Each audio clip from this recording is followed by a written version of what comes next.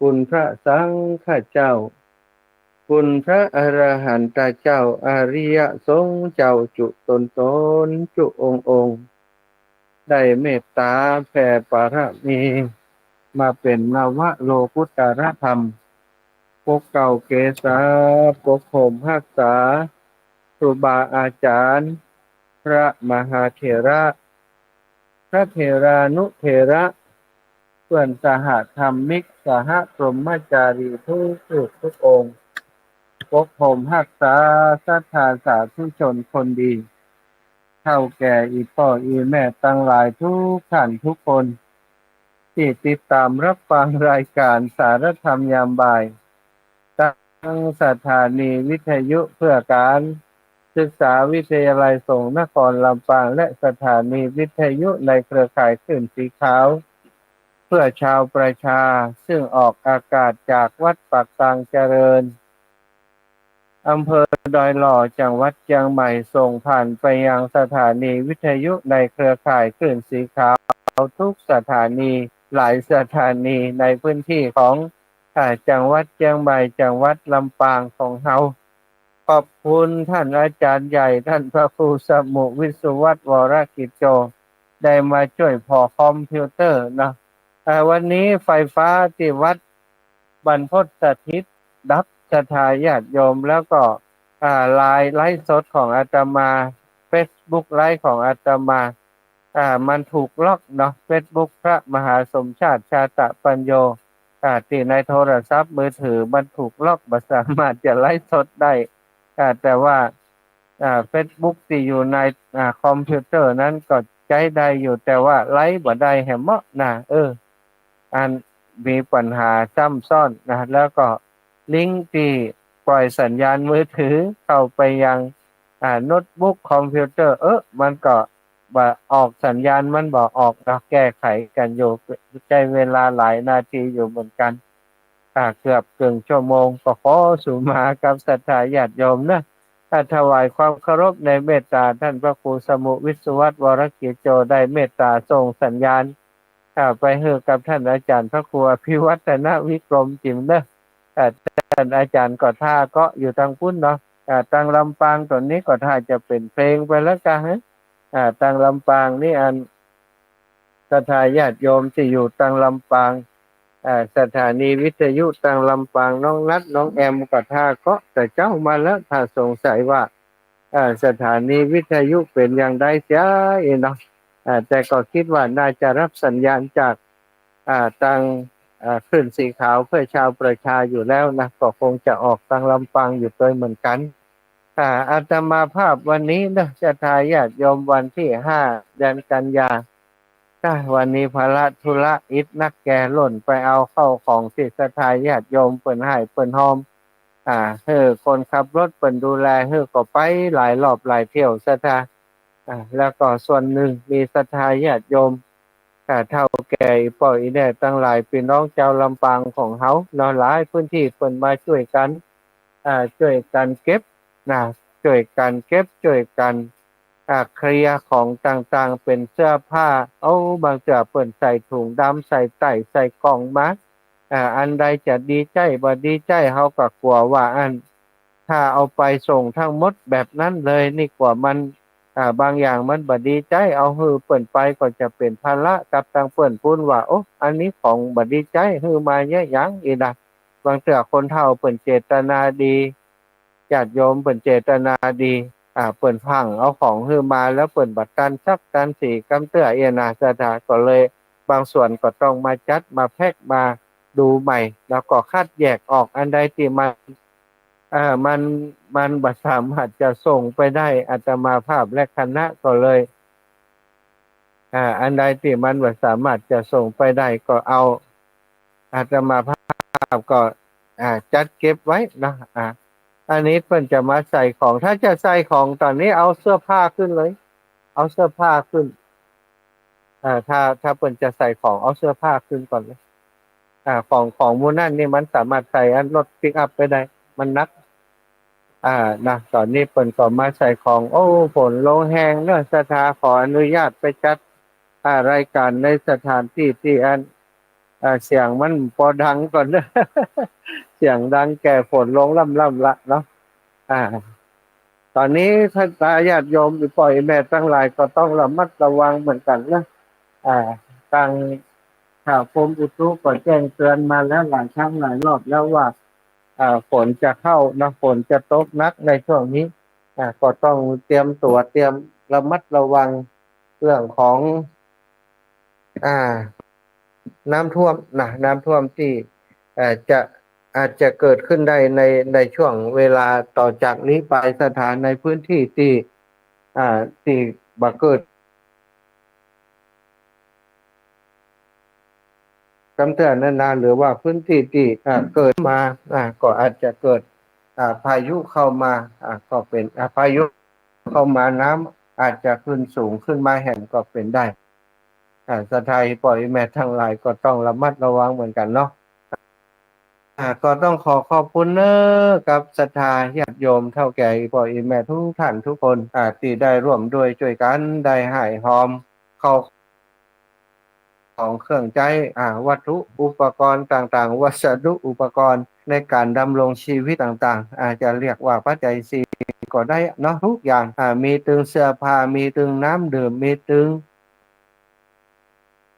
อาหารข้าวสารอาหารแห้งนะอาหารแห้งก็ปลากระป๋องกะปลากระป๋องมาม่านี่มาม่าเส้นก๋วยเตี๋ยวสปาเนาะพี่น้องทางลำปางเปิ่นทำกันแต่ละแพ็คแต่ละห่อนี่หลายสตางค์นะสถาบางแพ็คนี่ประเมินดูแล้วราคาเนี่ยเกิน100 200เป็นต้นนะเปิ่นก็ปากันเอามาหอมศรัทธาญาติโยมอีแม่ทั้งหลายที่อยู่ไกลอาตมาจากตังเชียงใหม่ปุ่นนี่เปิ่นก็หอมฝากปัจจัยมาโอนปัจจัยมาช่วยช่วยเหลือผู้ประสบภัยน้ำท่วมบางท่านบางคนก็เข้าใจอาตมาว่าโอ้ท่านอาจารย์สมชาติมีค่าใช้จ่ายในการเดินทางมีค่าใช้จ่ายในการจัดการต่างๆก็โทรมาหาอีแม่หอมค่าน้ำมันในตัวลูกเนอะก็ต้องขอขอบคุณที่เข้าอกเข้าใจกันเนาะได้ถวายค่าน้ำมันส่งมาให้กับอาตมาภาพก็คงจะใจปัจจัยส่วนที่อีปอแม่ตั้งหลายได้ให้หอมเจาะจงมาว่าอันนี้เป็นน้ำมันอย่างนั้นอย่างนี้ก็จะเอาปัจจัยที่ศรัทธาอีปอยแม่ให้หอมมานี้ ส่งไปฮื้อตอนนี้ได้จ้างรถมาบรรทุกของฮื้อเพื่อความเรียบร้อยเพื่อว่าฮื้อของมันปลอดภัยบ่ฮื้อของมันเสียหายนะได้จ้างรถที่เปิ้นรับจ้างในการบรรทุกของโดยเฉพาะเนี่ยมาช่วยศรัทธาญาติโยมก็เป็นรถที่ศรัทธาญาติโยมแฟนรายการเนี่ยครอบครัวของเปิ้นทำธุรกิจทำอาชีพทางด้านค้าขายของตามตลาดเปิ้นมีรถที่มันปลอดภัยหน่อยเนาะก็ขอเปิ้นว่ามาช่วยใส่ช่วยบรรทุกของจิมนะอีกคันหนึ่งก็จะเป็นรถสี่ล้อนะรถสี่ล้อที่มันคือสี่ล้อนี่ถ้าใส่บรรทุกของนี่มันจะได้เยอะอยู่สถาในส่วนที่เปิ่นคนนั่งเนี่ยนะเอาของเข้าไปใส่ไปหยังเนี่ยแล้วมันสามารถปิดบังฝนได้เพราะเราจะเดินทางท่ามกลางฝนระหว่างการเดินทางในวันพรุ่งนี้อาตมาคิดว่าพายุเข้ากำลังเข้าน่ะเนาะวันพรุ่งนี้ฝนก็คงจะตกหนักตลอดทางทีแรกว่าจะออกสัก5 โมงปลาย6 โมงมาคืดพอแล้วนี่ถ้าออก5 โมงปลาย6 โมงจะลำบากในการจุดนัดหมายจะไปถึงบัดตันกันแล้วก็เลยอู้กันว่าตอนนี้ฮือออกสักตี 4ตี 4เกิงเนาะตี 4เกิงอย่างน้อยนี่ล้อหมุนกันแล้วออกเดินทางกันไปจะได้ไปถึงจุดนัดพบที่แยกอำเภอพานอำเภอแม่สวยเนาะแยกซุปเปอร์นะแล้วก็ที่จะเลี้ยวไปทางแม่สวยไปเวียงป่าเป้าไปสายนั้นนะสถาแต่ว่าแยกออกจากทางอำเภอพานที่แรกเข้าใจว่าเป็นแยกแม่สวยที่ไปเมืองฝางบัดใจสกรรมเนาะกลายเป็นแยกทางเพฉะนั้นนี่ถ้าแยกนี้ก็อาตมาภาพก็ดิ่งจากทางเมืองลำปางผ่านอำเภองาวผ่านพะเยาก็จะไปจุ่มกับครูบาอาจารย์ที่แยกแม่สวยนะก็คงจะถึงตันเวลา 3-4 ชั่วโมงนี้ก็น่าจะถึงพร้อมกันหรือว่าตันกันที่หั่น นะก็ต้องออกเดินทางแต่เจ้าน้อยนะศรัทธาญาติโยมที่จะไปด้วยกันมีอยู่สองสองกัน2 ตู้นะ2 ตู้3 ตู้เนอะศรัทธา3 ตู้ตอนนี้นะ2 ตู้เต็มไปแล้วแหมตู้หนึ่งนี่ยังตอนนี้เพิ่นก็แจ้งมาแต่ว่าดูสถานการณ์แหมกำเหมือนกันนะเพราะว่าที่เพิ่นก็กลัวว่าตอนพายุที่จะเข้าลูกใหม่นี่ถ้ามันหนักเพิ่นก็ไปกันบ่ได้ส่วนใหญ่จะเป็นคนเฒ่าคนแก่ก็บ่เป็นหยังเนาะเอาเพิ่นว่าถ้าเพิ่นว่าถ้าฝนตกหนักเพิ่นไปก็แล้วไปแต่ว่า2 ตู้ที่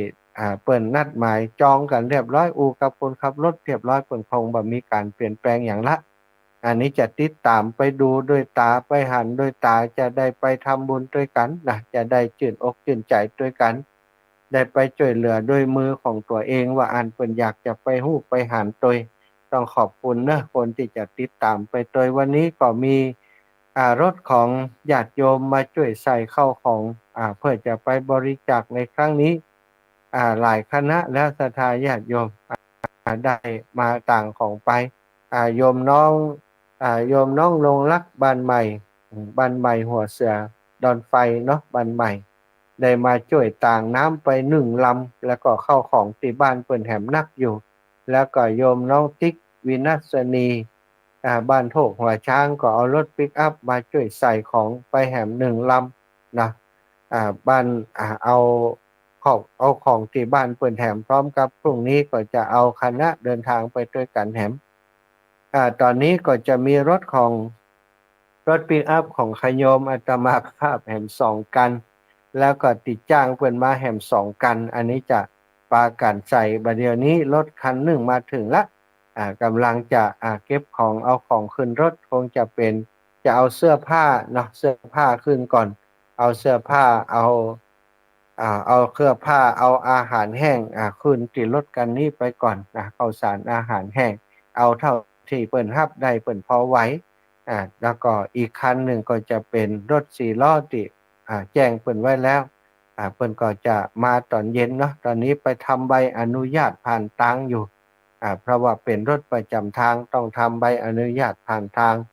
ถึงจะไปแบบสะดวก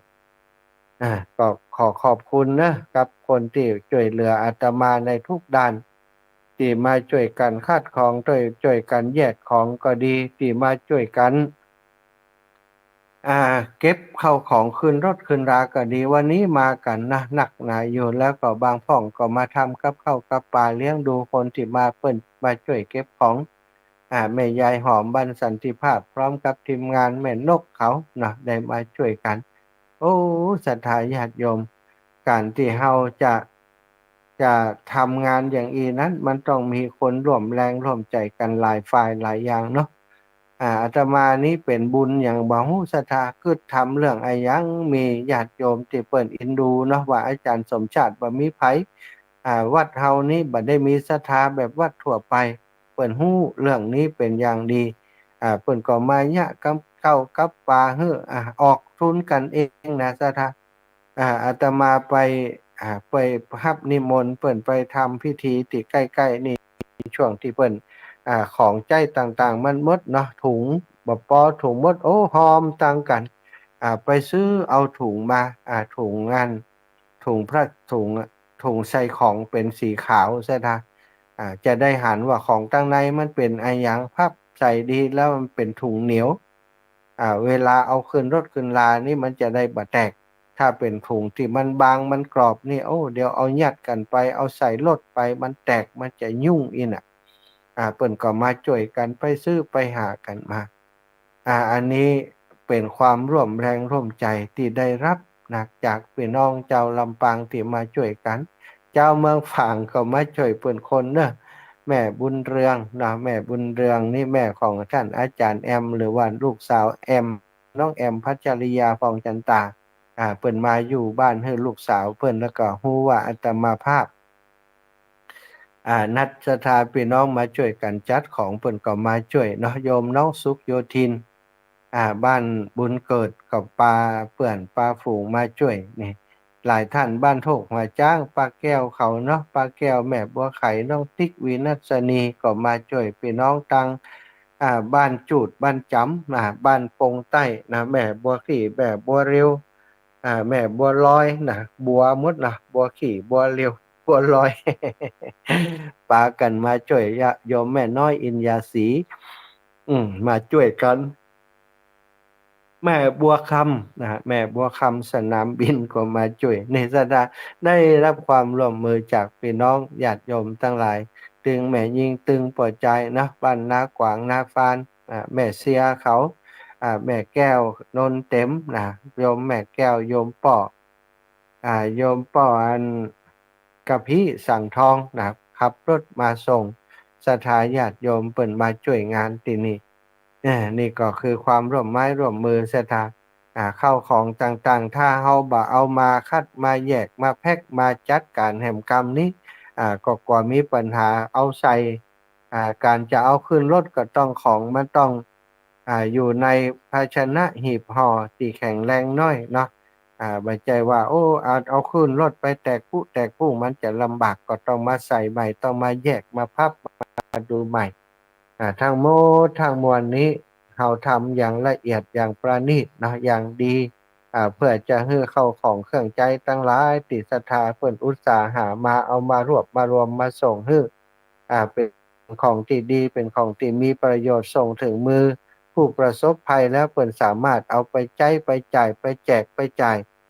ได้อย่างตามวัตถุความประสงค์ความต้องการของเพิ่นบางพ่องเอากระดาษทิชชู่มาเป็นกล่องเลยนะกระดาษทิชชู่แฟมเพิร์ส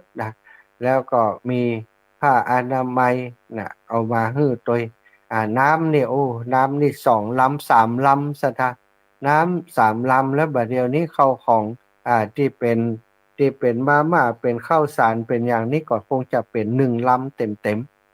ๆเป็นสิ่งที่บ่น่าเชื่อเนาะเวลาเฮามีบันทักบันหาต่อใดแล้วก็มีความร่วมมือมาจากศรัทธาญาติโยมซึ่งมาคนละเล็กละน้อยบ่ได้มีรายใหญ่ที่มาเป็นกันลดแต่อย่างใดอาศัยจากรายเล็กรายน้อยที่เพิ่นให้หอมกันมาฮู้กันดีหมู่เฮาทั้งหลายเพิ่งสีขาวเฮาบ่ใจว่าโอ้มีอันศรัทธาญาติโยมแม่เลี้ยงเอียงคำเพิ่นอุปถัมภ์เฮาก็ช่วยกันเนี่ยมีแต่เจ้าให้เจ้านาเจ้าบ้านธรรมดาถึงนั้นน่ะที่เฮาได้ช่วยกันประคับประคองคลื่นสีขาวในคณะในกลุ่มของหมู่เฮาบางผู้บางท่านอาจจะเป็นข้าราชการเกษียณข้าราชการหน่วยงานองค์กรต่างๆเป็นครูบาอาจารย์เป็นตำรวจเป็นทหารทำงานรัฐวิสาหกิจเปิ่นเกษียณมาแล้วโอ้เป็นคนเฒ่าเป็นคนแก่ที่มีคุณภาพได้ฟังน้ำฟังธรรมจากทางวิทยุฮู้จักคลื่นสีขาวก็ติดตามล้ำด้วยกันมาหลายผู้หลายท่านด้วยกันที่ได้คบหาสมาคมนับถือกันอยู่นี้ก็จะเป็นข้าราชการก็มีพี่น้องเจ้าบ้านก็มีแต่ส่วนใหญ่เนี่ยเจ้าบ้านทั่วไปอย่างอีป่ออีแม่เนี่ยจะมีนักเด้อถ้าทั่วไปเพิ่นก็ว่าโอ้ตาสีตาฉาตามีตาบาเนี่ยนักห่มฟังน้ำฟังธรรมเนาะห่มฟังน้ำฟังธรรมแล้วก็มีหยังก็ช่วยกันวันนี้อาตมาความจริงมีรายชื่อมีบัญชีคนห้วยหายคนหอมคนบริจาคอยู่ในมืออยู่แต่ว่ามันมืดทึมสถาบ่หารอย่างเพราะไฟมันดับตอนตะกี้นี่นะพอไฟดับเขาก็ว่ากระเดียวมันก็มาแต่กระเดียวไหนก็ได้กระเดียวก็หายเสร็จ ว่าเดียวสรุปแล้วคือมาสักเดือนะดิมดีก็ยาวไปเลยเกิดอะไรอย่างขึ้นกับบ่ฮู้แล้วบัดเดี๋ยวนี้ซ้ำฝนเข้าพายุเข้านี่คงจะไล่ลุไปแหมเมินอยู่นะมันจะลุจะเสียจะดับปิ้งไปแหมเมินอยู่ก็ว่ากันไปตามเนี้ยศรัทธาอยู่กับธรรมชาติสิ่งแวดล้อมอยู่กับปัจจัยที่มันต้องอิงอาศัยกันไฟฟ้าก็เป็นหน้าที่ของไฟฟ้าภูมิภาคเจ้าหน้าที่ไฟฟ้าเขตบริการเพิ่นจะมาดูเพิ่นก็มีคนทำงานของเพิ่นมันก็กระจายกันไปเนาะจุดไหนที่นักหนาสาหัสเพิ่นก็ไปจุดนั้นก่อนจุดนี้ก็อาจจะแก้ไขยังบ่เสร็จบ่สิ้นติแต่กี้ได้ยินเขาอู้กันว่างูเขียวอีนะมันไปขึ้นสายไฟเขาจะว่าเล่นก็ว่าแต่บ่ฮู้นะ ถ้าเป็นแต่ก็มันอาจจะเป็นไปได้เหมือนกันเปิ้นมีกลวยมีอย่างป้องกันงูขึ้นไปแต่บางที่บางแห่งเนี่ยมันย้อยเนาะสถานเนาะมันย้อยกิ่งไม้เนี่ยกิ่งไม้มันไปหาสายไฟได้อะมันก็ย้อยกิ่งไม้ไปแล้วมันไปเกาะไปเกี่ยวอาจจะไปเกี่ยวขึ้นที่สายไฟแรงสูงมันก็ช็อตเอามันก็ระเบิดเอาก็ได้ได้ยินเขาเอิ้นใส่กันว่างูเขียวขึ้นสายไฟเขาจะว่าแต่ก็ว่าเล่นบ่ฮู้นะเนาะวันพรุ่งนี้จะนำความช่วยเหลือทั้งหมดนะศรัทธาไปช่วยพี่น้องที่ประสบภัยที่น้ำท่วมที่อำเภอเทิงอำเภอเทิงครูบาอาจารย์จากตั้งเชียงใหม่ท่านอาจารย์พระครูอภิวัฒนวิกรมและคณะเพิ่นจะออกเดินทางตั้งแต่ตีสี่เนอะก็เดินทางผ่านเชียงใหม่ทางปากทางเจริญนี่ไกลอยู่นะจะอยู่ใต้บุญเนาะเดินทางขึ้นมาถึงในเวียงเชียงใหม่ก็เป็นชั่วโมงแล้วจากเชียงใหม่ก็ตีเข้าเชียงรายเชียงรายก็ไปแม่สวยออกตังอำเภอพานก็ใช้เวลาประมาณ 3-4 ชั่วโมงเหมือนกันอาตมาภาพก็จะออกจากลำปางออกสายซุปเปอร์ลำปางงาวพะเยาก็ไปปะกันพุ่นน่ะนัดหมายกันแต่ร้านอาหารสารวัตรอีกฮะร้านอาหารสารวัตรที่แยกพานแม่สวยนั่นนะสถานนัดกันที่หันเป็นสถานที่มีลานกว้างขวางอยู่จะได้มาดูของว่าเข้าของที่เฮานำไปบริจาคนี่ประมาณเท่าใดจะเอาไปบริจาคที่พื้นที่ของ2อำเภอเนี้ยนะเอาจุดไหนเท่าใดนี่ก็จะไปรวมกันที่หันแห่งกรรมที่แรกอาตมาคิดว่าจะไปที่วัดอันพระนาคแก้วเลยจะตีออกจากตังจุนตังดอกคำใต้อย่างนี้นะสถาน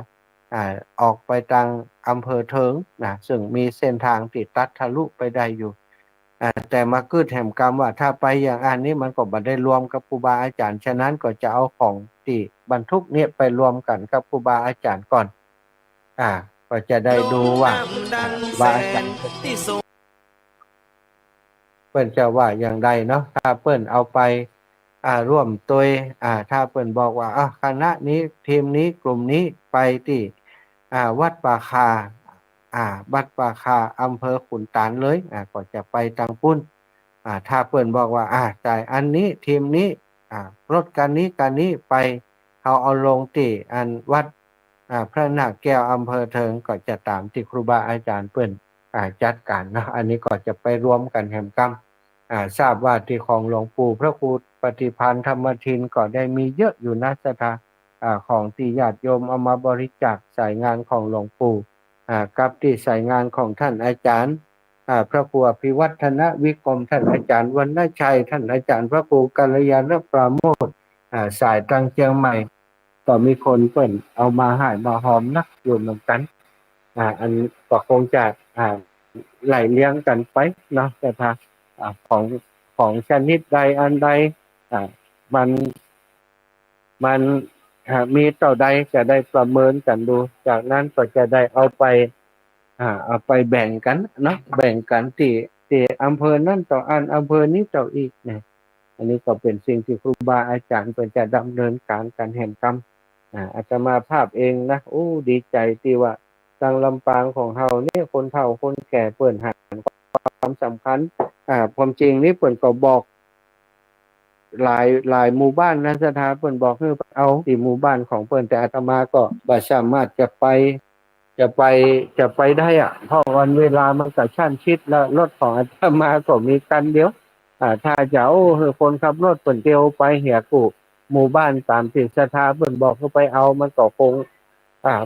งจะยากมันจะไปลำบากมันบางที่บางแห่งมันก็ไกลเกินนะก็เลยบ่ได้ไปทุกที่แต่ได้บอกเพิ่นไว้ว่ามันยังมีโอกาสตั้งหน้าเกิดอย่างตั้งหน้าเขาก็ไปเอาน้อยนะอันนี้ก็พอดีแล้วอีเตอะว่าเดี๋ยวนี้เข้าของที่ได้เนี่ยอาตมาคิดว่าพอดีละถ้าเอาไปนักกว่านี้แล้วรถราที่เขาจะเอาไปนี่มันจะลำบากซะค่ะรถรามันการเคลื่อนย้ายเนาะรถของเขาก็มีบรรทัดเนี่ยมันมีค่าใช้จ่ายนะศรัทธาญาติโยมตอนนี้เวลาเท่าใดเอ่ย15:50 นาทีเนาะก็เดี๋ยวนี้ท่านอาจารย์พระครูสิริธรรมบัณฑิตเพิ่นจะเข้าบ่ฮู้เด้อศรัทธาญาติโยมทั้งหลาย ถ้าเปิดมาเข้าก็คงจะเข้าต่อแต่ว่าในช่วงที่พักนี่จะติดต่อประสานกับเพื่อนศรัทธาญาติโยมท่านใดที่ฟังรายการอยู่มีความคิดมีความเห็นหรือว่าจะแจ้งผลการรับฟังมาแจ้งให้อาตมาภาพทราบกำลุกฟังอยู่ที่ไหนตั้งใดตั้งลำปางฟังอยู่ก่อตังเชียงใหม่ที่ไหนฟังอยู่พ่องโทรมาแจ้งกามตอนนี้ว่าบอกว่าสัญญาณปลายทางจะโอเคหรือไม่แต่ว่าคิดว่าน่าจะดีละเพราะว่าคนที่คุมการออกอากาศอยู่ขณะนี้คือท่านอาจารย์พระครูสมุวิสุวัฒน์วรกิจโจนะฝากไปถึงพี่น้องที่ถ้าฟังรายการอยู่นะออกเจ้าเนอะนัดหมายกันขยับออกเจ้าแล้วก็ทีมงานถ่ายทอดของวัดไฟหินนะที่จะถ่ายทอดวันพรุ่งนี้นะเตรียมอุปกรณ์ไปตัวเหียถ้ามีลำโพงมีเครื่องกระจายเสียงเล็กๆก็เอาไปโดยเพื่อจะมีการสื่อสารกันคนอาจจะไปเยอะเวลาปากเปล่าอาจจะบ่ค่อยได้ยินกันทั่วก็คงจะต้องอาศัยเครื่องมือสื่อสารถ้าหากมีก็เอาไปโดยอาตมาก็จะลองเสาะลำโพงที่มันชาร์จแบตได้แล้วก็ได้นี่นะเอาไปโดยเพื่อจะอาจจะเป็นจำเป็นต้องใจก็ได้สักถ้าของพี่นานทินมีก็เอาไปด้วยเนอะพี่นานทินวัดไฟเห็นรู้สึกว่าเปิ่นจะมีชุดเล็กของเปิ่นอยู่ที่ใจในนอกสถานที่นั่นนะฝากท่านอาจารย์ประสานครับนานทินครับแล้วก็สถาไปฟังอยู่นะโทรเข้ามาว่ามาจ้ามาแจ้งผลการรับฟังจิมรู้เป็นได้พ้องนะรับฟังจากที่ไหนตั้งใดชัดเจนดีหรือว่าบ่ได้เรื่องเลยบ่ได้ยินเลยก็บอกกันจิมโลนะวันนี้ปัญหามันเกิดก็แก้กันไปสถาญาติโยมการจัดรายการบ่ได้จัดอยู่ที่สถานีจึงเป็นเรื่องธรรมดาเนาะสถาอีพ่ออีแม่ทั้งหลายที่อาจจะมีเหตุขัดข้องเกิดขึ้นนะแบบเนี้ยแบบที่เฮาเจอประสบกันอยู่ในขณะนี้นะมันเป็นเหตุขัดข้องที่เฮาบ่อยากให้เกิดแต่มันเกิดขึ้นใครจะโทรเข้ามา0808844173เนอะ0808844173แม่ย่านวลยอดคำปันชัดเจนดีก่อโยมแม่เจ้าชัดเจนดีเจ้าชัดเจนดีเนาะอันนี้โทรไลน์ท่านอาจารย์พระครูวิสุวัฒน์เปิ่นโทรไลน์มาใจวิธีโทรไลน์เอาเดินทางปลอดภัยเนอะวันพุธนะเจ้าแม่เจ้ามีกำลังใจเด้อสาธุเจ้าขอบคุณแม่เด้อส่งปัจจัยให้หอมมาเนาะสาธุตุลุงแดงก็ไปแม่วันพุธนะตุลุงแดงก็ไปนะมาแม่แต่แม่ไม่ได้ปะคนนะแม่บอกปะตุลุงแดงเฮ้ยแม่ไปไหนแม่อยู่บ้านนี่นะแม่ก็ได้ทำอาหารส่งท่านหลวงพ่อเจ้าแรงนะเจ้าแม่จะได้อยู่ได้เนอะอยากกินคนไทยนี่นะมันเหมือนจะเหมือนอย่างคนดีนะเจ้าแม่สัตว์เจ้าสัตว์ตู้แม่ขอบคุณนุโมทนาบุญแม่ครับสายอื่นก่อนเนอะสาธุถวายความเคารพตุลุงกฤษครับรับสายแล้วตุลุงวางสายไปแล้วมั้งนะตุลุงกฤษวางสายไปแล้วพระอาจารย์ถวายความเคารพครับอาจารย์เดินทางเมื่อไหร่วันพรุ่งนี้เช้าตี 4:30ครับผ่านหน้าวัดป่ะไม่ได้ผ่านครับออกทางนี้ครับออกทางงาวครับออกงาวออกพะเยาเราข้างเขาออกทางห้วยหรือไปทางเขาไปทางงาวทางซุปเปอร์ไม่รู้ยังไม่รู้ถ้าไม่รู้ก็บอกก็ไม่ถูกแต่สาธุครับหลวงตาหลวงตาไม่รู้ทางผมบอกหลวงตาก็ไม่รู้อีกเจริญปอนแม่วิอินดีแฮะโม่เนี่ยใครก็เข้าไปช่วยหรือไม่อยู่ตรงนี้จะไปช่วยเรียกาคนจริงใจคนใจจริงฮะมันกลายเป็นว่าได้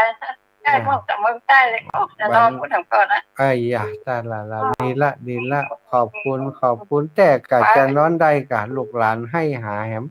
ถ้าก็เงินชืดนี่นี่ก็เหมือนกันนี่แม่ตั้งนอกนี่ฝนตกเริ่มมาเลยหนีเข้ามาจัดรายการตั้งในเจ้าให้ไปเจอครูบุญเด้อเนอะอนุโมทนาบุญตัวสาธุเจ้าแม่จ้ะคนแฟนพันธุ์แท้มาแหมแล้วอย่างใดเอ่ยยาวชัดเจนดีเจ้าบ้านแม่ได้เป็นรับรถปิกอัพบุญของโตนั่นแหละโอ้คนบ้านเฮานี่ใจดีใจงามแต่น่ะเนาะแม่เนาะหันที่อันกุฏิท่านอาจารย์ที่ทายลงกลุ่มหันก็จัดหลายน่ะแม่แต่ว่าอาจารย์ว่านั่นน่ะนักอันนี้ก็ต้องเต็มศาลาป้อมมีติดเตียวอ่ะมันเด้อเนี่ยศาลาใหม่ป้อมมีติดเตียวอ่ะไล่สดให้แม่พออยู่หันอยู่ข้าเจ้าสาธุนะแม่นาวันผูกป้ากันกัมป้านี่ไปทำแล้วไม่จ่วยคนนี้ได้ยกของเนี่ยผมยกเอาคนหนุ่มไปเนาะเจ้าได้ละโอเคขอบคุณแม่นะสาธุเจ้า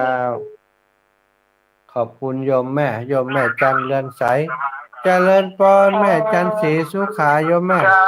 สาธุเจ้าลูกพระมหาแม่โอ้กูถึงทุกอย่างมันใครจีบมันใครได้แม่ก็เก็บข้าวไอ้หมูจะเอาไปอย่างใดเนาะไม่จงดีก่อนนึกว่าไม่จงดีเพิ่นจะไปแต่ฝากไม่จงดีไปแม่ฝากปัจจัยมาแล้วได้7-8 ปันก่อนน่ะเมืองฝางเมืองฝางแม่จงดีนะไปแม่ไปว่าไก่ล้ำมันไก่ล้ำมันอิดมันกรอบกันแล้วเอาฝากปัจจัยมาก่อนดีมากมายแล้วโยมเจ้าเป็นฝากปัจจัยเจ้ามันเป็นอย่างนั้นแม่เนาะเจ้า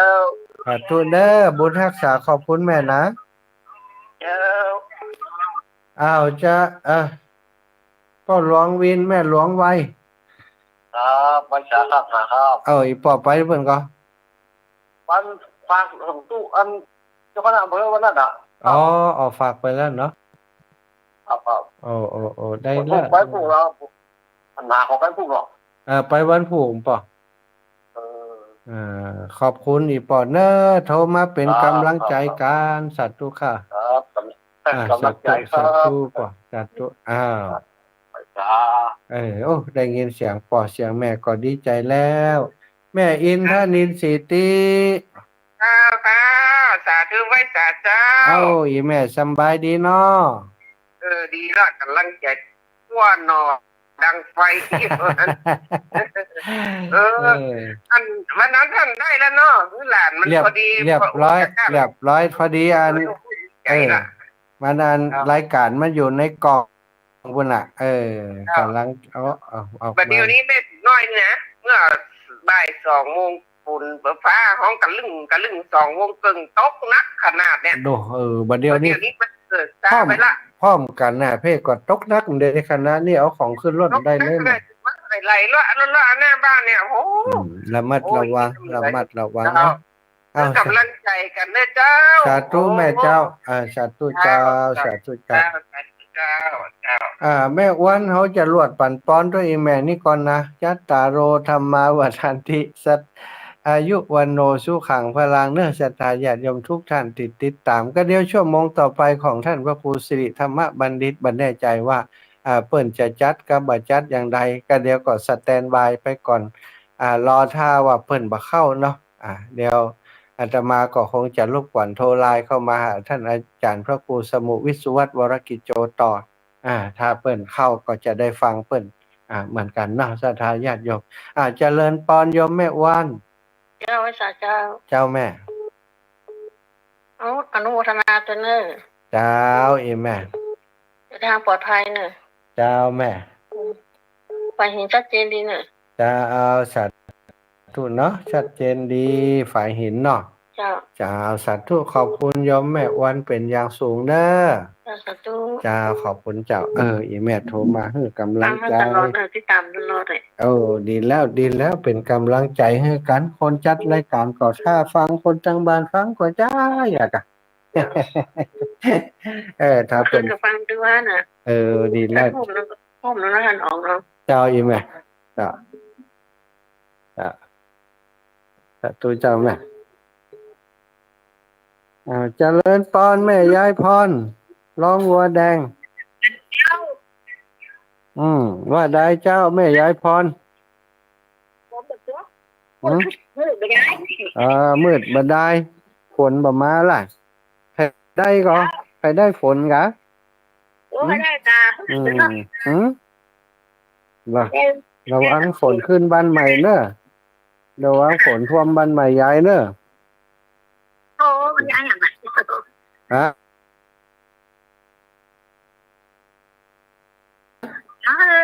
เดินปลอดภัยผู้สูงผู้องค์จึงทั้งแก่ขาด้วยเด้อเจ้ายายเอาได้เอาจุ๋ยละเอาไปก็เถอะเจ้าเจ้าสัตว์ตู้เจ้า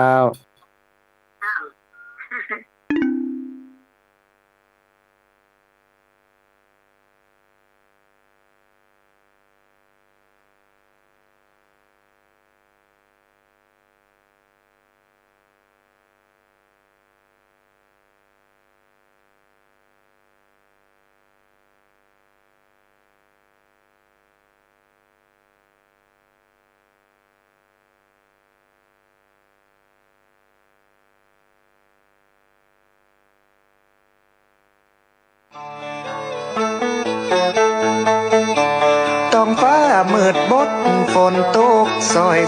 ยเร็วพอผู้ดอยมืดเมยหมอกฟ้า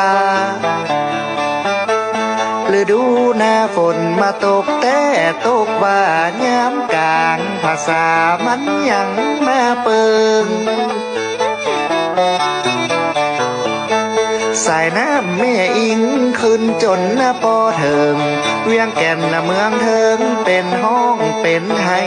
แสนลำบากใจเพราะบ้ากลัวแนมพะเยาผู้สางเจียงคำเจียงม่วนเมืองปงน้ำไหลเจียวลงเอาอย่างบ่ได้บางพ้องไข่หัวพ้องสีตาให้เหมือนสายน้ำไหลบ่ปีกไว้ขึ้นมาให้ธรรมชาติแน่กลัวแต่แน่เป็ดไก่หมูแม่ไผ่โจ้ยบ่ได้จำเป็นต้องตายวำวายมอดมวย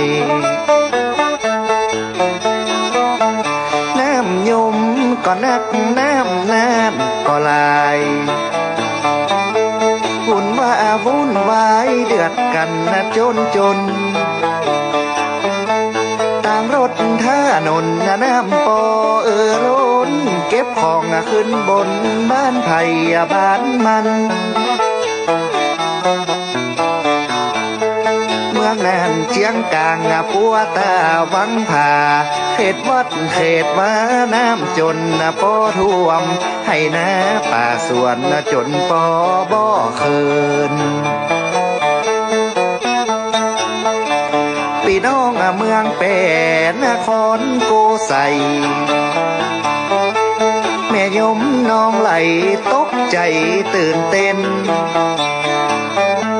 บ้านจองเฮือนหอน้ำเข้าบ่เว้นงัวควายหนีเพ่นหล่นปอบตัน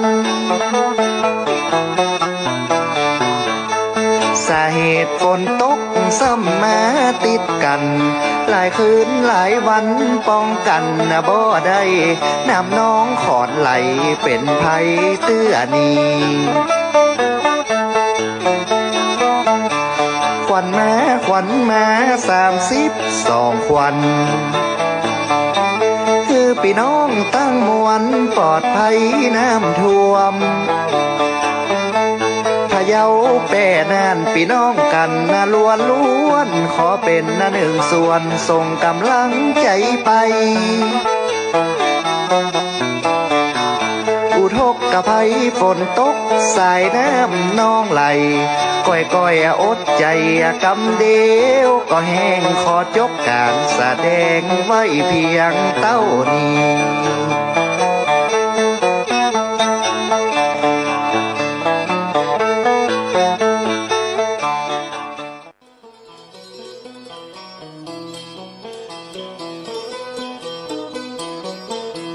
ฝนตกจากฟ้า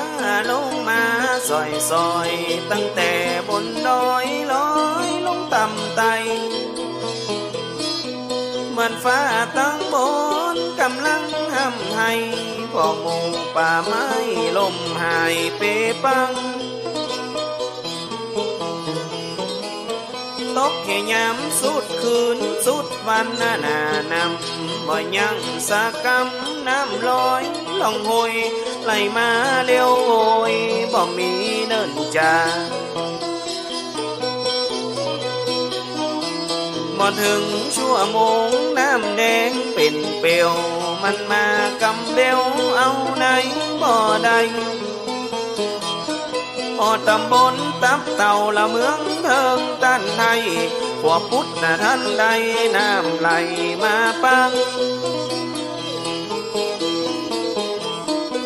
พอตั้งน้ำอิงที่บ้านยังป่าตานน้ำไหลล่องตางเข้าจองเข้าบ้านเอาในบ่อตันมันมาโวยแต่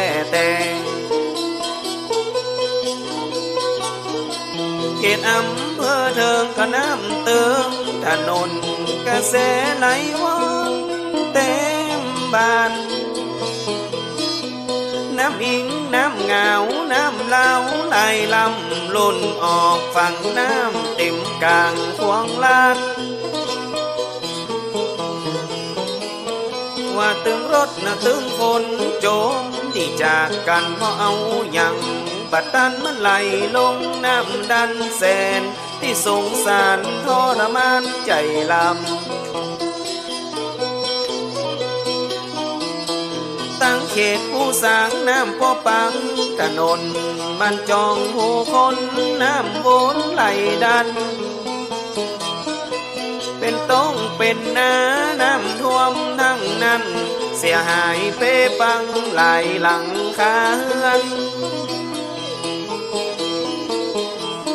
น้ำมันมาเร็วล้ำตึงบ่มีในเหมือนปังบ้านปังเฮือนให้หน้าตากาสมบัติโอคาพอไหลล่องน้ำอุทกกะไพน้ำไหลน้องหลวงตั้งสายเมืองปุงก็ขึ้นมาท่วมเชียงม้วนเมืองนั้นเต็มลานล้วนน้ำปีน้ำพวนไหลแตกตีฟองตั้งดอกคำไตกะน้ำปัดนะเข้าของไหลตัวน้ำนองไปเหี่ยบ่อน้อยมาหอมาคอยมันหายซอยเหี่ยเพอใส่ตังเพียงแก่นกระท่วมนักก็เหมือนกันดอยโปดดอยปังน้ำหลังไหลคอนเอ็นดูเจนล้ำมาตึงปีตึงน้องน้ำท่วมหน้าดองจนมาจูดอนเสียหายกันนักของน้ำน้องท่วมบ้านยังมาสงสารในใจให้ลำขอฝากแห่งอกขอฝากแห่งใจถึงผู้เสียหายจากภัยน้ำท่วมหลายที่หลายตั้งตึงเมืองนั่นเจียงมวนเมืองปงขุนควรผู้สร้างเคียงคำ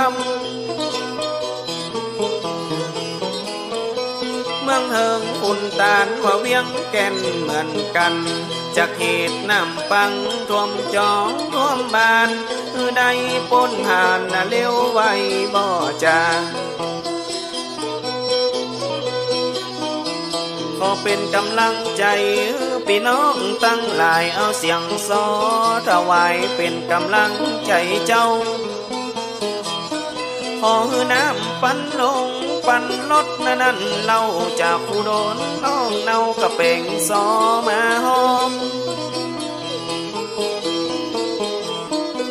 มังห้องกะเสียเขาล้างห้องกะเสียคอ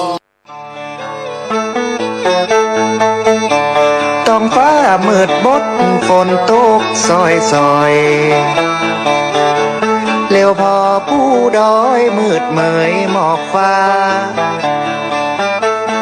ฤดูหน้าฝนมาตกแต่ตกว่ายามกลางภาษามันยังมาเปิง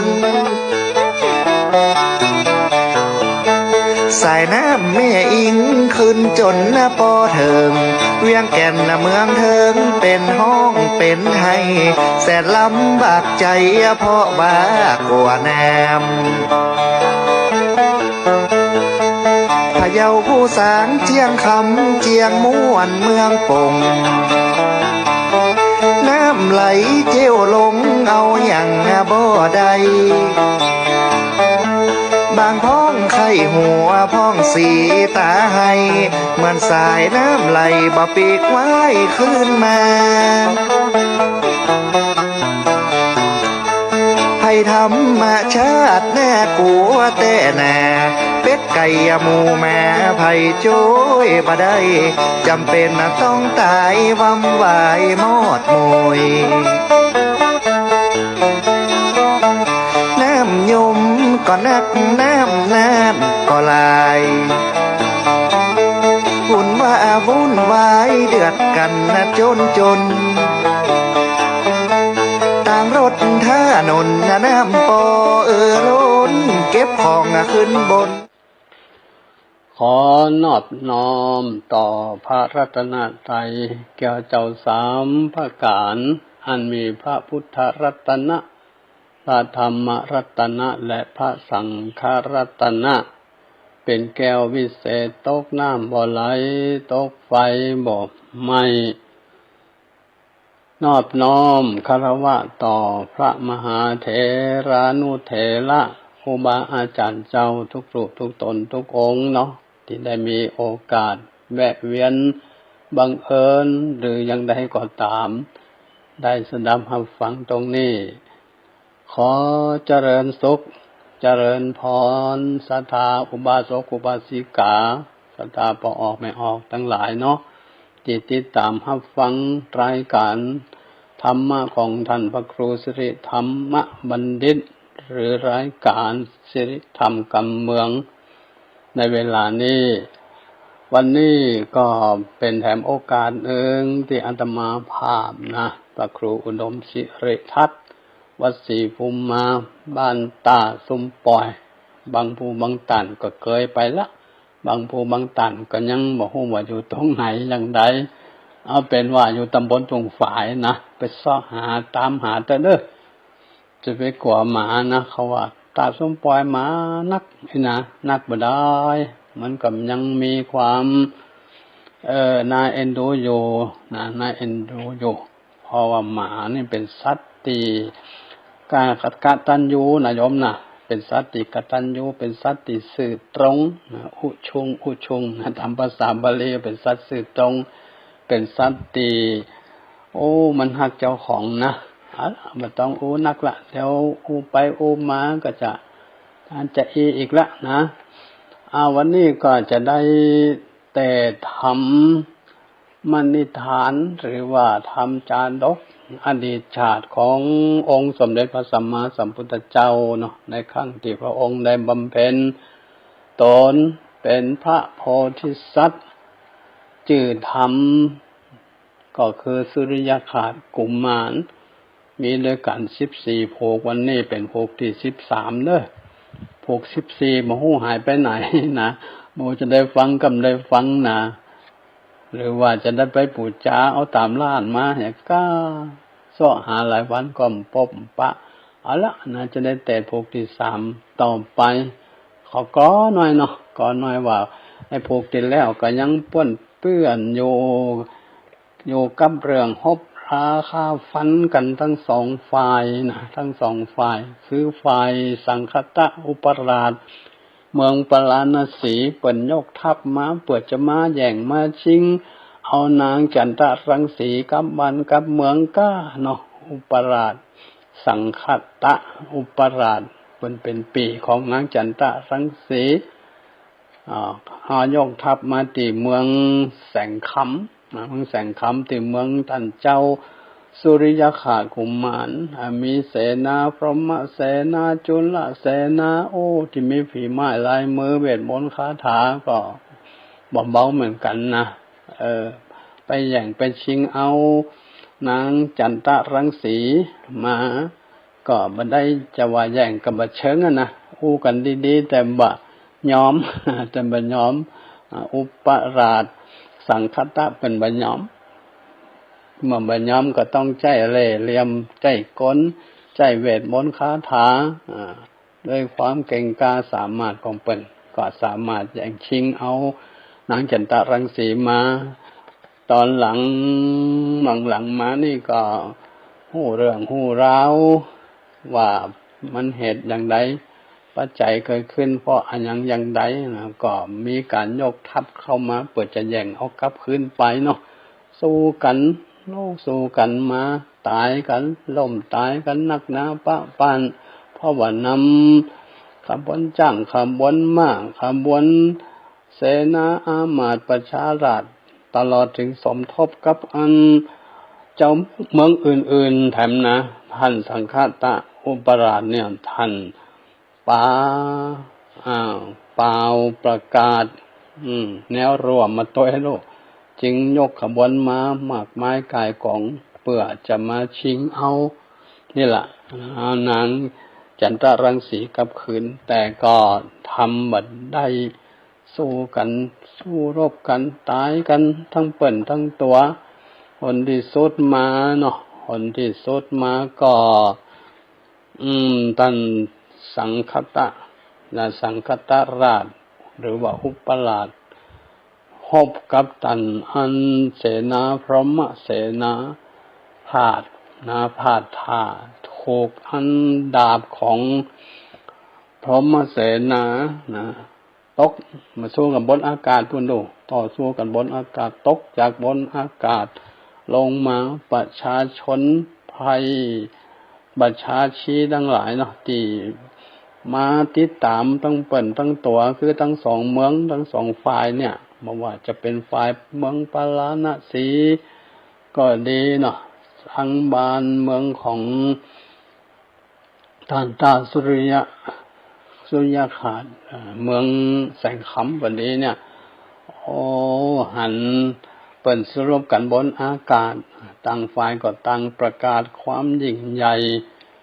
โดยเฉพาะก่อสังคตะอุปราชนี่อยากจะลองดีแล้วหังขนาดนักถ้าเจ้าสุริยขาดกุมารพรหมเสนาท่านยอมรับมาได้ไปกล่าวถึงสุริยขาดกุมารอันเป็นตีฮักเป็นตีเคารพนับถือของเจ้าเมืองแสงคำอยู่แล้วนะท่านก็บ่ยอมก็เลยกระโดดขึ้นบนอากาศถอดดาบต่อสู้ฟาดฟันกันนะกะผลที่สุดมาสังคตะนี่แหละถูกดาบของเสนาพรหมเสนาฟันเขาที่แอวก็เนาะพุทธขาดตกลงสู่ปฐพีหรือว่าสู่แผ่นดินประชาชนก็โห่ร้องกันนะแสดงความดีอกดีใจกันมากกว่าที่แสดงความเสียใจเพราะว่าฝ่ายสังคตะอุปราชเนี่ยคนทีมนะมานี่ส่วนมากก็ถูกเกณฑ์มาพ้องมีจิตอาสาพ้องก็มีความดีใจเป็นส่วนมากเขาก็เอาหัวของสังคตเอาหัวของสังคตะอุปราชเนาะเอาไปทุนเอาไปถวายคือเจ้าสุริยขาดกุมารให้หับสาบเอาสาบกันทำผูกที่นั่นผูกที่12หรือมันจะจบลงตรงนั้นหรืออย่างไรเดี๋ยวก็ฟังกันต่อไปก็แล้วกันนะฟังกันต่อไปก็แล้วกันใกล้จะจบละใจ จะได้ก็ฟังเอาเนื้อหาสาระการต่อสู้กันอย่างไรก็เดี๋ยวก็จะมีเวลาก็จะสรุปกันให้ฟังกันอีกนิดหน่อยเนาะนิดหน่อยมันเป็นเรื่องลบราคาฟันเกิดจากกิเลสตัณหาความโลภความฝังอยู่ในจิตในใจจึงบ่ยอมต่างก็บ่ยอมกันจึงทำเกิดความเดือดร้อนเกิดขึ้นเอาละจะได้อันเตดเป็นทำนองนะปืนบ้านท้องถิ่นนะท้องถิ่นถือว่าเป็นมรดกที่อ่านตกทอดมาจากครูบาอาจารย์นะก็จะเตดให้ฟังกันเป็นระบำทำนองปืนเมืองเนาะปืนเมืองเนี่ยของเราต่อไปเด้อนะโมอันตัสสะภังกาวันโตอะระหะโตสัมมาสัมพุทธัสสะตังคาเนมหาเสนัมปะลัญญันติรันตนานังกาลังปะโมทิงสุสาอันตะโวดุลานสัมปุริสันตังอะไรจุงฟังนิยายอันอวิเศษในห้องเห็นพยานสุอาลีญาขาดผู้บานอันนปตาลงญาณติไวเตงสนามไวเมินมาในเมื่อพญานสังการตาลานตกจังอากาศลงมาล้วนมันลานาหมู่มัวลีปนมวนาหมู่บนจ่าปิกไว้นาหาเมียงเสียงนั้นเนืองมีกองให้ลำลองไว้ไว้ห้องก่อนตายความอนาโดยดามกะคมบางผ่องเต่ากลางตังจังยำมาหักเมียพรำเรืออะไรผ่องก็ตายกันเข้าต้องมองเปล่าดังแมงแวนอนแสแรงกิ้งเกืองตาเรือมาเลือกแบงไงคนมันตายบ่น้อยเห็นตาวถอยปามันละปาละมองเปล่าละเมียนและลุงเต้าอยู่ไปหลังรีปนปังตื่นไปบ่หัวฝ่ายตั้งได้เต่งกันไปบ่จะเอาตั้งหน้าเป็นแดนคนหลายแสนตายความหน้าผ่องเสื้อผ้าบ่ติดตัวฟองมีหัวว่าแข่งขาห่างปุดไปเข้าลำไหลต้องให้ติงหลอดได้หากบางตังและนางตะมัดทางปากาเส้นโตสันทางอาหารสันทานสัมปัญโยนตนเป็นคงแก่ลงจักไข่โภกปันลีพุทธหลังมีไปแจ้งพระจริงแสงแต่งสนาวามพิกอาคาเวทุลามพิกอาคุตั้งหลายอันเป็นสายอันลิญาเจ้าเจือโคตรเงาละหันตาในเมืองพญานสุโอลิญาขันตาลงยระอาจตื่นจางกำตังเสนานจุฟูหบแปหมู่สัตทุงบ้านเมืองดูบ้านกีสูงล้นติ่งเหลือใจเต้าก็ใครโออาการแกงอามาดและเสนนาในปันลังปันไปจุพูนเต้ากินกัวยืนยอตำตั้งเงินคำและเสื่อมพาตั้งจังมาหมู่วังควายคนตั้งอะไรขึ้นเก้าทรงเสมเจ้าผู้จัง ติงเตียตุลิญาปินปาดเสียงสวาสวนอึงอังปันโดดังเสียงสวงตะแลปางกวางเห็นเฮินเสียงซึ่งเคียงปีการลาซับมิงเสียงพายหอยสั่งลายเข้าเป่าละล้อเราเป็นกำกองตำเป็นมัวบ่าวสาวกัวขับซ้อนใจเขาปอนตั้งเล่นเวทวิ่งเต้นตือผ่องตบมือตามแสงผ่องกวาดแกงพาปูจา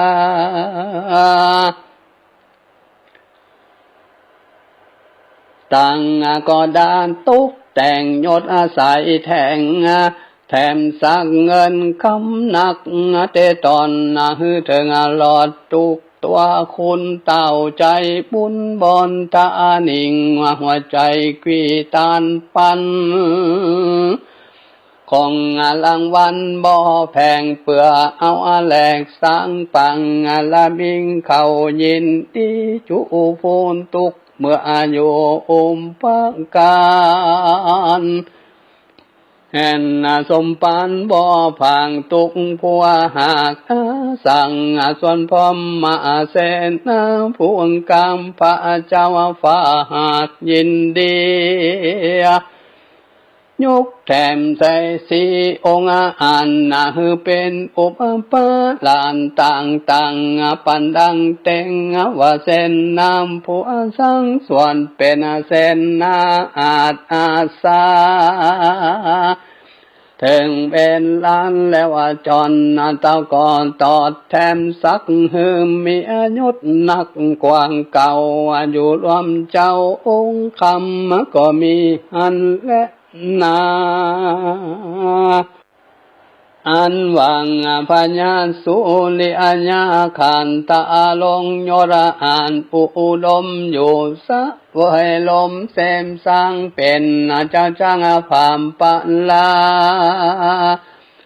บ่มีโลกามาต้องในแห่งองสันอดานสุขสำลานบ่ขันส่วนว่านังนาจันตารังสีกำเครื่องขิงโศกตองกึดดอดห้องปะลางขึ้นถึงหังปอมแมงข้าน้อยไผ่ข้าน้อยไฟข้านิ่งอันอยู่แก่เมืองหลังเหมือนนอนฝันกึดคุง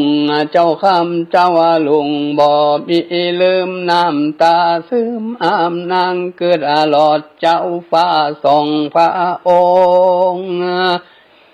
จริงวางหัวลงก้มคำมายังเต้าที่อาลานผัวเจียงคันนวคันแดมพระผู้ปัญญดใหญ่ข้าน้อยไฟข้านิ่งยังพิตัง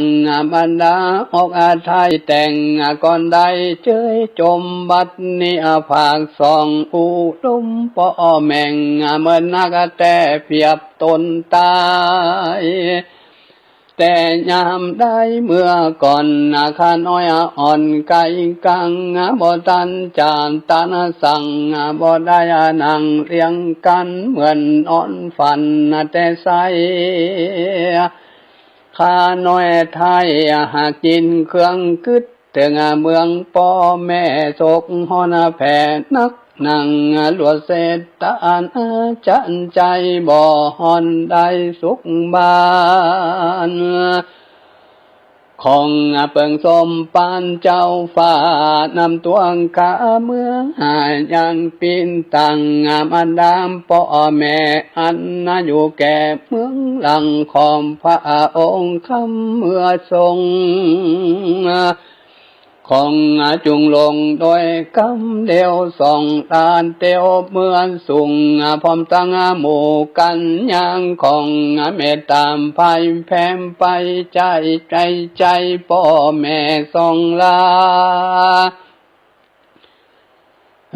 หายโศกาทรงเศร้าป่อแมงทรงเจ้าทิลาดใดอนุอาญาณปันปอนก่อยปอกมาก้อนเมืองกว้างมาอยู่อาสังเมืองเฮาแดเตอว่าอันเมื่ออานันนอปูนทานตนองค์อันได้ยินนางนาเจียนจาก็คนนำแผ่ความทุกข์เมื่ออ้างสิอาเนหาจริงไขวานจังเก้าถ้อยว่าดูลานังนาดน้อยอาศัยใจการจากไปเวียงใจพ่อแม่อันอยู่แก่เมืองหลังปิงก็ยังหวังจะอันใจจักน้องไทยป่าไปส่งก่อนใจบ่เศร้าติงพ่อแม่เจ้าอยู่สะเวยเมืองนั่งจะเครื่องเจนกวางพี่จะกระทรงเจ้านอลาไปแลนากันตนลาจังกาวแล้วก็บอกเสนางแก้วคนหันแต่งขวากันโดยรีบอาจจะทีบเร็วปันเอากันแต่งหางยังเครื่องจ้างปวงกังปองคำแดงมั่งตัวแปงองค์อ่านตั้งอามาตและเส้นนานตั้งโยนทานและปองกาจุดวนนาโมเจ้าเมืองไผ่ยังเครื่องขยะเต้าของไปตามพระบานเจ้าปัดเดียวแดเตว่าอันนาทีนั้นแสนหันแก้วกุ้งพร้อมตั้งโมโยนทางเขาก็ดังแต่งอาหารใส่เครื่องจ้างปวงคำแดงมาตัวแป้งละมายิงหักแต่นาวิ่งสนดังจากไปบนอากาศเสียงรอราลาดข้างเสนาเที่ยวทางลายลากนำแต่หังปอแสนปังกันแห่นมาพร้อมนานตั้งไปฟ้าโมหุ่มหันกันมั่งกันพร้อมแล้วแสนางแก้วคนหันก็ถวายสารไฟวัดแกนเต้าสุงเลียขาดลานจังว่าการแดมมาหารลานจันเจ้าตนเป็นเก้าพามปันลังบัดนี้เสนาและภัยฟ้ามันอยู่อาทานดาไปของพระจอมไตรองค์อานจุงจากยานตายานจังไปแดนเตะว่าอันเมื่อนั้นเจ้าสุงลิญาขาดบุญมิงก็หาวันที่โจกใหญ่อันกวนไตเตียวไปโหลาในแคว้นกลางได้ว่าได้ใบบ่จ้าคุณหันได้ว่าย่อมือสานใส่เก่าไว้ซึ่งเจ้าละจะวางกวนยกเสนันตายเต้าในวันผูกเจ้าดินลีเป็นดิทิ้งพาเสดโจกอารามเกิดเรือลายอนตาไหลบ่ต้องในแห่งห้องสานาดานและนางกันมองโหลังกาวาแล้วเต่าว่าต้นแก้วพามปุอาลีก่อมป่าเอานางจันตารังสีนันไทยขึ้นเมื่อไว้ปุ่งพยังกับมันดาตนแม่น้อมเอาไว้แผ่กำจาว่าของคุณนาวังปล่อย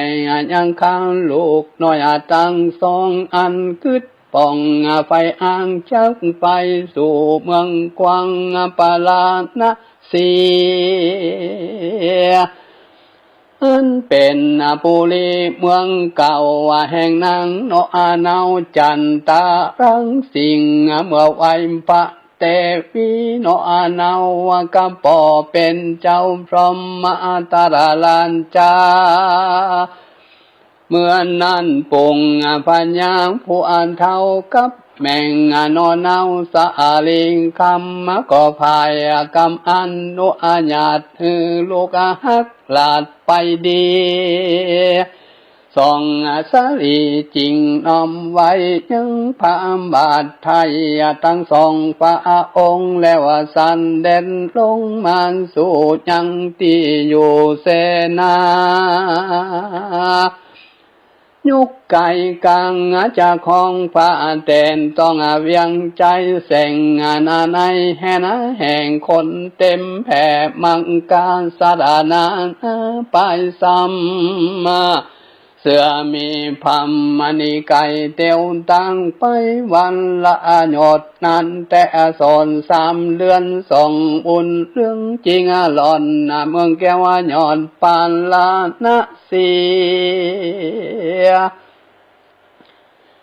นางจันตารังสีก็จมาจืนพร้อมตั้ง10,000 เสนาอันเจ้าสุริยาเป็นเก้ากัดกังเข้าเมืองหลวงคนปันพวงเงาพอสองเต้านอลีลางามโป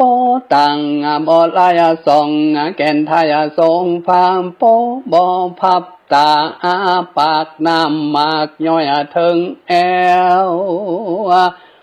น้ำลายแผ่วหัวเขาย้อนว่าพรเจ้าองค์ขันกันพระผู้ปันเข้าหลอดเพียงแก้วย้อนปานลานนะเสียก็ลีลาขึ้นสู่ยังติโยนเต้าปิตังกัมพะมันเตโตนะแม่กมคำแต่ไปตินก็มีเล่นนาตังมาทางปังกาเซนโตสันทังอาหาสัทธาอนาวาสัมปัญญูพระพุทธทานเจ้า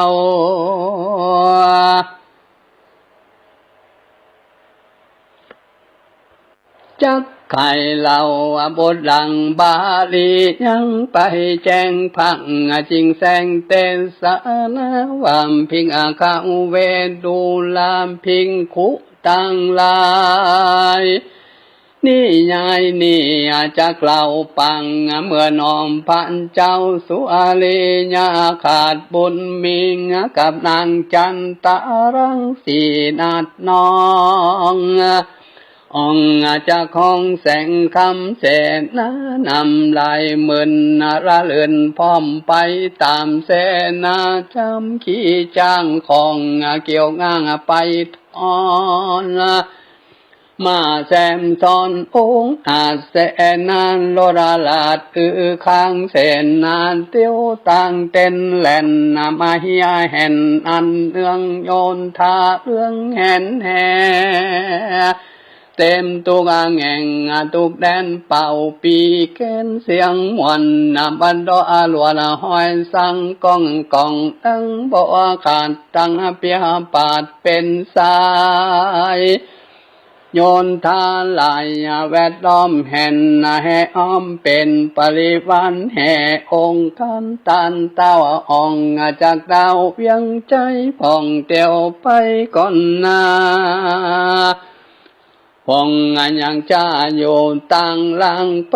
ละวังละลาดบ่ฮือขาดเสียในติดตอนตันไปบ่ยังกัดกังโดยโยธาคนนำนางเตียวไตเข้ามาป่าไม้จอยไว้ปุ่นดีก้อยตาผ่องลมปราจอกวัดควายกันเตียวกว่าไก่เลี้ยวลิงก็แบ่งตีปังหลวงคุณปันปวงตุกพุงก็ยังอยู่เย็นใจกันถึงวันในผู้เจ้าก็ยกใจเต้าเตียวไปเตียวตั้งไก่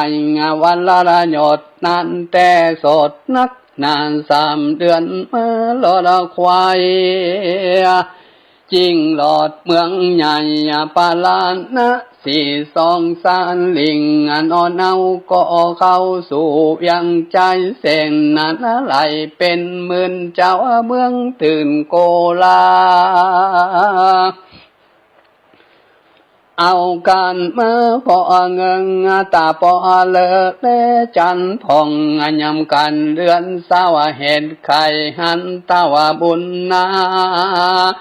ส่วนว่ามาหังสันเจ้าก็อมป่าเอานางนอนเอาจันตารังสีภูมิลักการนาดีงามอาจขึ้นสูงฟาศาสห้องคำย่อมือตำใส่เก่าไว้สิ่งผ่านเจ้าพรหมอันตรบุญมิงกับนางเทวีงามแงอันเป็นปอและแม่แห่งนางจันตะรังสิงแล้วใครกำดีตันเล่าว่าสองพ่อแม่เจ้ายังอยู่ส่วนสะดีโลกาบ่มีมาต้องในแห่งห้องสนาดานยังสำลานเตียงเต้าตุคำเจ้าหากเย็นใจจะลือว่าอันเมื่อนั้นพยามพมมาตัดตนเป็นเจ้ากำนังนอนเอาเตวีได้หันบุตรติงลูกแก้วแลนตาวพองแผ้วเคยเมืองตั้งเสนาเรื่องมนมงขึ้นมาสู่หอนใจก็มีใจจุ่มจืนปีติตื่นเจยบานเหตุหันนางสาลีองค์ขันลุงแก้วปาดาภาคแล้วขึ้นมาจากกดน้ำตาบ่ได้หลวดลองให้สะยบตายส่องสมสายลุงแก้วสายบเต่าแล้วตั้งอันเสนาหันแกนกังสะพังความตกใจบ่มีภัยจักยุมได้หลวดล้มควายกองกันก็มีหันและนางอัตตะในการละนั้นอันว่าหินปันตุกัมพะละเสลานอันเป็นติปปาอันสนาแห่งอินตันติอาลาดก็หอนคะนาดเตียวปันเต้าก็พันไว้น้ำผ่อนไตฟ้าจุมปูหันเต้าบุญจูนตนองค์อันกับตั้งอามาตและเสนานตั้งปะญามผู้เท่าและนางนอนเอาเตวีปีติมีลำกัวล้วนความนางสยบตายเต้าใจภายหันแล้วก็ฮือหาฝนแก้วตกลงในกลางคงเมืองใหญ่ในอดีตเจ้าไทยสมาคมล้วนลดอันลาวอุดมผู้เท่าตั้งอามันเก่าและเส้นนาในตั้งเจ้าบุญใสสุริยาคารและนางน้อยอาณาจันตารังสีนางกัญญามีมนมงฝนตกสู่กัญญาดวดเหมือนตาสะดงตื่นได้สติชื่นคืนเมื่อจุคนก็มีหันและนาเมื่อนั้นนางจันตารังสีนอนไทยก็ยกมือไหวเต้าเทียลานปิตังกับพระมันตนแม่งว่าคันแด่พ่อแม่เป็นเจ้าตั้งแต่ลุงเต้ากามไปโลกาใด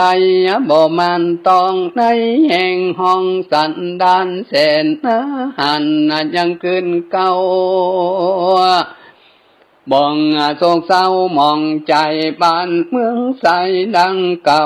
ปอฟ้ายันเจ้ายังส่วนสะดีสวยไรมีบ่ขานเต้าเมืองอาลาดหากนำมาจะเลือ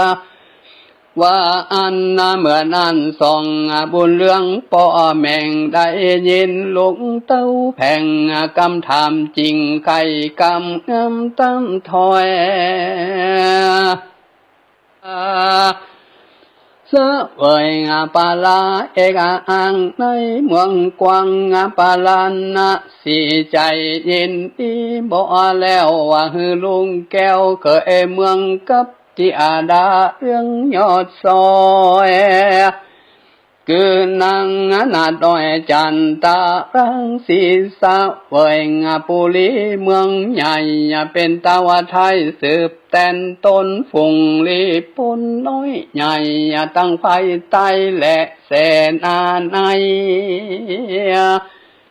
เขามีใจจุ้มจืนสนุกเรินยินดีเสียงเพลงมีกองนั้นตัวต้องเวียงใจเจ้าจอมใจยศใหญ่กับนางนาไทยจันตารังสิงจำเลินดีเส้นสร้างฝุ่งไฟอ่างเจอบ้านอยู่ซ้ำลันสันสาวตวงแค่ดาวปาลานะสิงกันเทิงปิงมาหลอดส่องเจ้ายอดบุญนางก็เข้าไปหายังผ่านต้นปอน้อมไว้ลองจันจังว่าคันแดมปอพาเป็นเจ้าคังลูกเต้าตั้งสองไผ่ไตกองไผ่ไตกองจูพูงอังมาดโมโยทางกำอังกังอันมันตามบาดเหมือนขนาดนักหนังละแกหาอยู่เปล่าละเมียงและลุงเต้าอยู่กองหันของพระจอมทันต้นปองอนุอาญาต่อพุทธังฮือขึ้นละเมื่อสัวยังดียุงเมืองตนแดนตึว่าอันเมื่อนั้นพระยามพรมมันตัดต้นปองมีใจจมหมอปงปันส่องจอมควันลุงเต้าตั้งมันเก่าและเสนางไก่กะขึ้นสู่ห้องฟ้าแดนต้องเมืองลังก็มีนาเมื่อนั้นอันว่าเจ้าสุริยังขันก็ฮืออำมาตและเส้นนาเอากันมันแต่งอาหังตั้งเครื่องจ้างปวงคำแดงมาตัวแป้งองค์อ่านตั้งลรลาดและโยธาหันพระผู้ปันเป็นเจ้าจักรปองเต่าเมืองเสนาเรื่องบ่จาตกแต่งทาเลี้ยวปันแล้วเอากันมาเอาไว้ยังพระบานทายลานจังก็มีหันเล่นนาอันว่าทรงกษัตริย์ทางนอไทยกองขับไว้พระปิสตังกับพระมันเตโนเนาลังมันเก่าและนางในแล้วส่องจอมไตเอกอังก็คือนาขีจางน้ำตานำโยธากะพังออกจากห้องเวียงใจเสนาไหลแวดล้อมแห่นแห่อ้อมมาเป็นปาลิวันส่วนนางนงคันก็ลองให้เห็นอันใดภาคปาลามีสีแน่หังหักแม่ลองให้แผ่กำจังว่าคันแดมพาปิดตังเป็นเจ้าและแม่นอนเนาเตวี บันนี้บุตรีลุงน้อยจึงการก้อยกายกลางของคุณนางวังปล่อยฮือลูกน้อยไปดีอย่าเครื่องขี่ทรงเศร้าของพ่อแม่ทรงเจ้าจุงโยนติงข้างของโลกอย่ามาต้องในแห่งห้องสันอาดานจุงอยู่ซ้ำลำเตียงเตายังเล็บเข้าส่งมาละนาลูกสายต่างจากใดจากพ่อแม่หากมองได้ทุกแรงจักโศกเศร้าห้องลูกเต้าบ่หันในจักมีไผมานั่งไก่ยำมาป่วยไข้บ่สำลานนั้นจ้านางปาลีแวงตานานจะใจเนี่ยลองให้ก็เนี่ยลามไปก็มีหันนั่นแหละนางอนวานเจ้าสุลีญาคากำนางนันจันตารังสีลังกานาดีบ่เศร้าส่องนอนเอาก่อนตาลงไปเสนาลายขึ้นเก้าแห่นให้เจ้ามาเมืองเสียงอันเรื่องพำแผ่งเต็มทุกแง่งเข้าต่างดูเหมือนนั้นแต่เราจริงมาลอดเมืองเก่าแสงคำส่องบุญน้ำตั้งกุงก็คือนาสู่หอคำมาสาเวยปาลาเสมาสร้างฝุงภัยอ้างเจยบานตนองค์การเจ้าฟ้าบ่อเกียรติค่าคนใดกินตานไปบ่คานมีโยนอันเลือจานลอยเอ็ดเมืองมังคาบาไว้ถวายดอกไม้เงินคำของนำเสื้อฟ้าตั้งจังมาหมู่กันยาเขานำมาน้อมไว้แก่เจ้านอนทายลานจางได้เป็นพยัญยศใหญ่พับแผ่นดินไตปลาก็มีหันและนานิติตั้งขียานสั่งวันนั้นนาวิเซนจะห้องเห็นสุริยาขาดกุมารพงทวน13มันอีใหญ่งามย้อนซอยถึงบาถอยควนลงก็บางกุมสมเร็จเสด็จแล้วเต่านี้ก่อนแล้วก็จบลงเนาะศรัทธาปอกแมวเขาตั้งหลายเสียงก็หายแต่ก็ใกล้จบละยังทำผูกหนึ่งเดี๋ยวจะเสาะมาเด้อบ่ฮู้มันหายไปไหนนะผูกที่14ถ้าเสาะบ่ปะก็ยังว่านั่นนะก็จบลงตรงนี้ไผเป็นพระเอกนางเอกไผได้อุบัติเกิดขึ้นมาในความเป็นปัจจุบันนี่ก็พอจะดำเดาได้นะไผเป็นเทวทัตอย่างไรก็ตามเนาะวันนี้ผูกที่13สุริยะขาดกุมารเป็นธรรมอดีตชาติขององค์สมเด็จพระสัมมาสัมพุทธเจ้าในครั้งที่เปิ้นหรือพระองค์เปิ้นได้บำเพ็ญความเป็นพระโพธิสัตว์มีอุดมคติที่แน่วแน่บ่ยอมเลิกยอมละยอมลดแม้จะมีอุปสรรคใดๆมากีดมากั้นมาขวางบ่ให้พระองค์ได้ถึงเป้าหมายหรือความประสงค์ตรงของพระพุทธองค์นั่นก็คือความต้องการเป็นพระสัมมาสัมโพธิญาณก็คือได้ตรัสรู้เป็นพระสัมมาสัมพุทธเจ้าเฮาได้ไวได้สาพุทโธเมนะโธเนาะ ธัมโมเมนะโถสังโฆเมนะโถเอาได้ไหวว่าพระพุทธเจ้า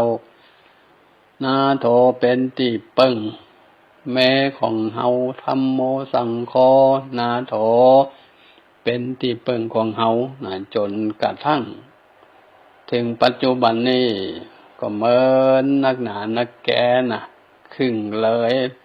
5 ปันพวสาแล้วทำพวกนี่ก็ใกล้ๆละนะใกล้ๆจะสรุปจะใกล้จะเอวังมันก็มีทั้งดีทั้งให้โดยเฉพาะในภูกที่12ก็ต่อสู้กันบ่ฮู้จักถอยจนกระทั่งต้องแหลกร้านกันไปฝ่ายหนึ่งก็โดยความโลภก็ความโกรธความหลงน่ะเป็นหลักเป็นต้นเป็นสาเหตุเป็นเก้าเป็นงูนเป็นมูลหากที่มันฝังลึกอยู่ในจิตในใจของคนจึงทำให้ความเดือดร้อนเกิดขึ้นทั้งเปิ่นทั้งตัวทั้งตนของบุคคลที่กระทำนั้นนะโดยเฉพาะก็เรื่องของความโลภเนี่ยนะถือว่าเป็นเบื้องต้นนะความโลภเป็นเบื้องต้นตามที่องค์สมเด็จพระสัมมาสัมพุทธเจ้าเป็นตรัสไว้ว่าโลโภธัมมานังนะปริปันโธเนี่ยซึ่งก็มีความหมายเป็นภาษาที่พอจะฟังกันว่าความโลภเป็น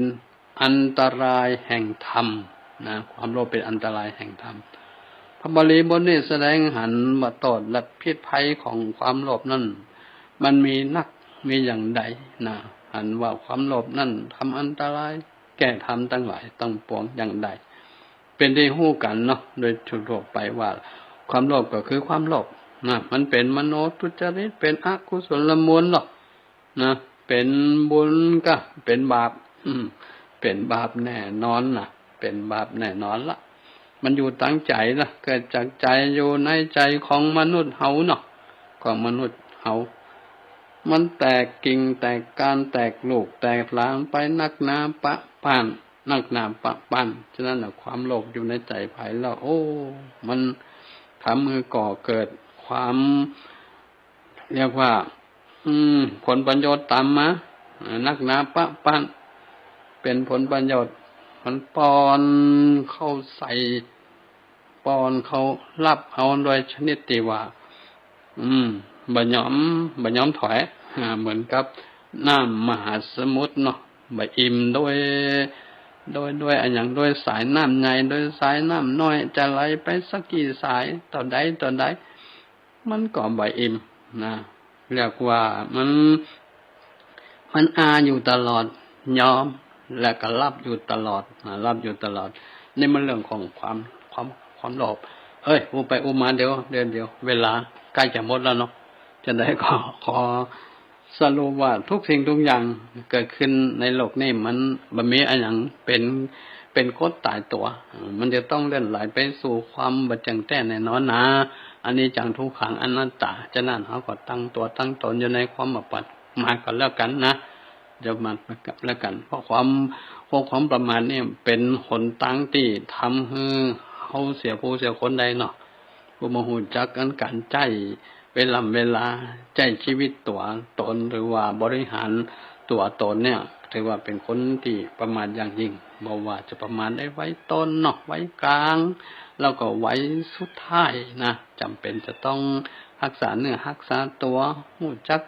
ประคับประคองสังวรสำรวมอยู่ในศีลในธรรมคือดีกันละกันบุญกุศลอันใดเนาะที่ศรัทธาญาติโยมทั้งหลายได้สดับมาฟังธรรมบรรมเทศนาในวันนี้ก็ดีหรือฟังรายการอื่นๆได้แล้วก็ถือว่าเป็นบุญเป็นบุญอันยิ่งใหญ่ของเฮาก็ขอบุญกุศลที่ท่านได้ตั้งจิตตั้งใจสดับรับฟังกันมานี่จงเป็นธรรมปัจจัยหนุนนำเนาะศรัทธาพอไม่ออกเขาทั้งหลายอยู่ดีมีสุขเด้อปราศจากโรคภัยไข้เจ็บประกอบเป็นด้วยอายุปีอายุเดือนอายุวันอายุยามปอน4อันประเสริฐก็คือ จัตตารโอธัมมาอายุวันนะสุขะปะละจงมีแก่ทุกคู่ทุกคน